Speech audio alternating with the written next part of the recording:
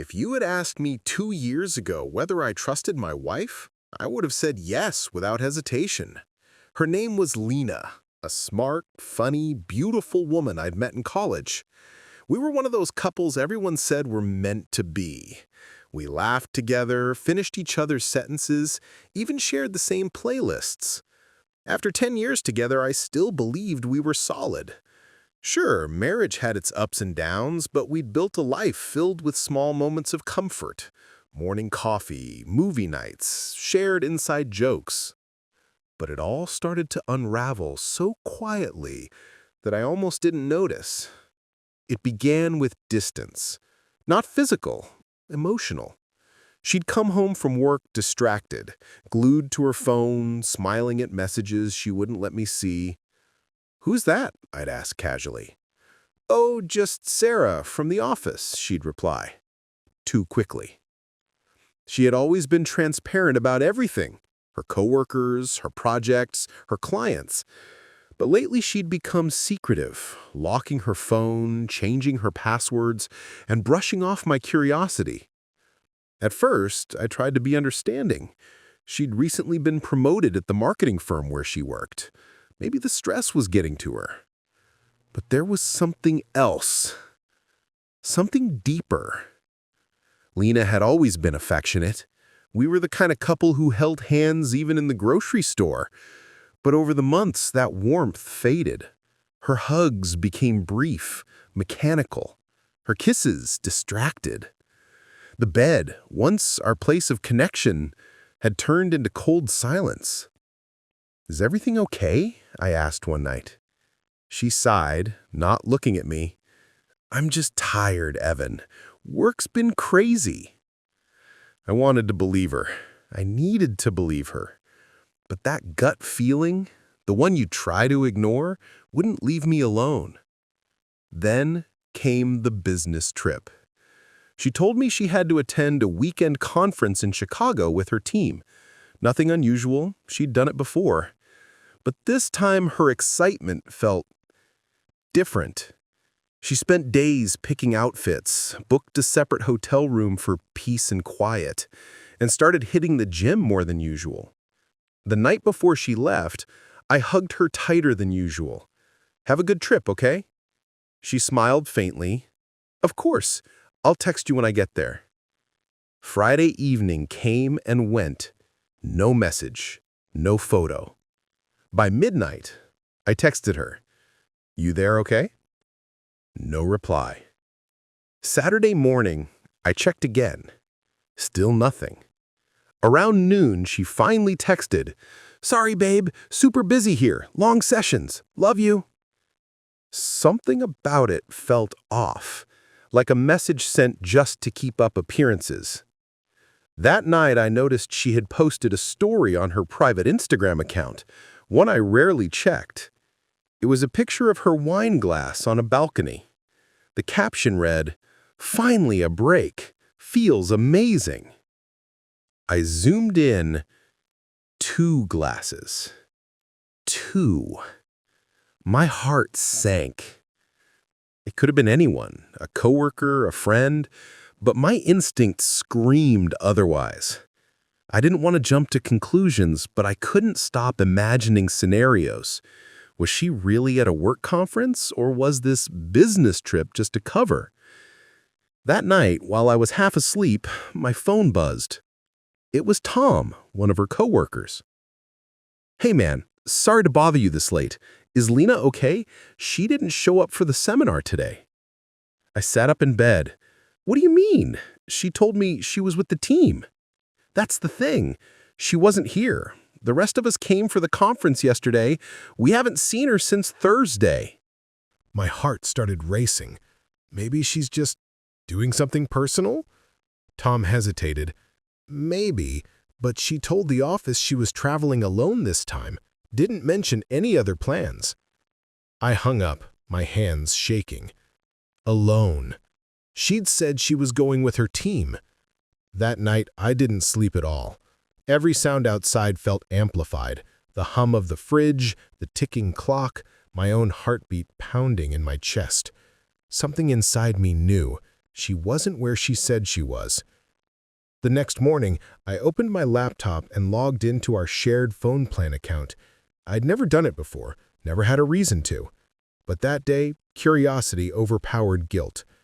There it was, a number she'd been texting constantly for weeks. The name wasn't saved, just a number. Dozens of late-night messages, short calls, sometimes just minutes apart. I copied it and searched it online. The result made my stomach twist. It belonged to Ryan Matthews, a regional sales manager from her company. Single, mid-30s, he joined 6 months ago. I remembered her mentioning him once. "He's new but sharp," she'd said casually. Now everything clicked. The laughter during late-night calls, the new perfume, the sudden weekend trip. My mind raced with possibilities, but I needed proof, something undeniable. That Sunday morning, I booked the earliest flight to Chicago. I didn't tell anyone where I was going. By noon, I was standing in the lobby of the hotel she said she'd be staying at. I approached the front desk and asked, "Hi, can you check if Alina Carter is checked in?" The receptionist smiled politely. "Yes, she's here. Room 312. I felt the blood drain from my face. "Thanks," I said quietly, stepping away. For a moment, I stood frozen in the hallway, debating what to do. Confront her now or catch her in the act? My decision came when I saw the elevator open, and there she was. She was wearing casual clothes, hair tied back, laughing. But it wasn't the laughter that broke me. It was who she was with. Ryan. They walked in hand, oblivious to the world around them. When they reached the parking lot, he leaned in and kissed her. Soft, familiar, intimate. I felt my knees weaken. They got into a car and drove off. I followed at a distance in a rental car. They stopped at a restaurant, had dinner, laughed like lovers, then checked into a different hotel on the other side of the town. When I saw them walk into that hotel, their hands intertwined, I knew exactly what was happening. They didn't come out until the next morning. I didn't confront her then. I couldn't. I returned home before she did, replaying every moment in my mind, every smile, every lie, every "I love you" that now felt poisoned. When she finally came home Sunday night, she acted as if nothing had happened. "Hey," she said cheerfully, dropping her suitcase, "you wouldn't believe how exhausting that conference was." I watched her, silent. "Yeah? Did Ryan find it exhausting too?" Her face froze. "What?" I pulled up my phone and showed her a photo, one I'd taken from across the street in Chicago, her and Ryan, holding hands outside the hotel.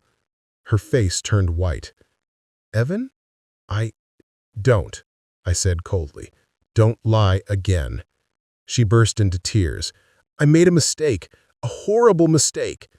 "A mistake is forgetting an anniversary," I said coldly. "You chose to betray me." She dropped to her knees, sobbing. "Please, it didn't mean anything. It was just, I don't know what I was thinking. I was lonely, confused." "Confused?" I interrupted. "You were lying, Lena, for weeks." There was a silence so heavy it felt physical. I turned and walked away, her cries echoing behind me. That night, I packed a bag and left. I didn't slam the door, I didn't yell, I just left everything because there was nothing left worth saving. When I got home that night, the house felt colder than usual. Maybe it was the air conditioner, or maybe it was the silence that had settled since the truth came out. Emily hadn't said a word since I confronted her that morning. She'd left the house with a small suitcase, tears streaming down her face, saying she needed time to think. I didn't stop her. I didn't chase after her or beg or scream. I just let her walk out. Because sometimes silence says everything words can't. For the first time in weeks, I had dinner alone. Really alone. No phone buzzing with work messages, no fake smiles, no tension. Just me and the sound of the fork hitting the plate. But as the quiet grew heavier, I realized something. I didn't want revenge just to hurt her back. I wanted closure. So I planned something different, something that would make her face the reality she tried to escape. A few days later, I invited her family over for lunch.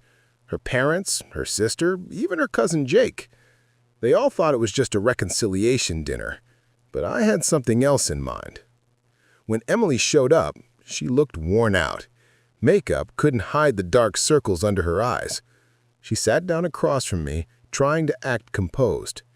"Thanks for inviting me," she said quietly. "Of course, we have things to clear up." Halfway through the meal, I excused myself to grab a surprise from the living room. Everyone thought it was dessert. But what I brought back wasn't a cake. It was my laptop, already connected to the TV. I pressed play. The hidden camera footage started rolling, the one I'd found days before. Her family's faces shifted from curiosity to disbelief, then horror. There she was, Emily, in our bedroom with another man, laughing, whispering, touching, and eventually doing things no husband should ever have to see. Her mother gasped. Her father's face turned red with rage. Her sister covered her mouth, whispering, "Oh my God!" Emily froze. Her eyes widened as she realized what was happening. "Please turn it off," she begged, her voice trembling. But I didn't. Not yet. I let the silence do its work again. The kind that crushes, exposes, and reveals everything false. When the screen finally went black, I said, "This is the woman I married. This is what she called a mistake." Emily burst into tears, sobbing uncontrollably. Her father stood up and left the table. Her mother followed quietly, her face pale with shame. When the last person left, Emily stayed sitting, staring at the floor. Finally, she whispered, "Why would you do that to me?" I leaned forward. "Because you needed to see what your choices looked like. You needed to see who you really hurt." That night, she didn't go back to her apartment. She just drove away without a word. A week passed, then 2. I filed for divorce. And honestly, it was easier than I expected. I stopped checking her social media, stopped asking mutual friends how she was. I didn't need to know anymore. But then, a few months later, karma made its move without my help. I heard through a friend that the guy she cheated with, he'd been seeing another woman the entire time. In fact, he was engaged. When his fiancée found out, she posted everything, screenshots, videos, messages, on social media. Emily became the center of a small-town scandal, her reputation shattered overnight. And for once, I didn't feel angry. I didn't feel joy either. Just peace. Because life had done what I couldn't. It gave her exactly what she gave me. A year later, I moved to a new city, got a better job, bought a smaller house, one that felt truly mine. Sometimes when the night gets quiet, I still remember her laughter, her perfume, the way she used to say, "I love you," like she meant it. But I don't feel pain anymore, just gratitude. Gratitude for the lessons that broke me, the betrayal that awakened me, and the silence that rebuilt me. And if I ever find love again, it won't be perfect, but it will be honest. Because after everything Emily did, I finally learned that honesty is worth more than any promise whispered in the dark. Sometimes revenge isn't about making someone suffer. It's about letting them face themselves. Because no matter how carefully people hide their lies, the truth always finds a way to speak.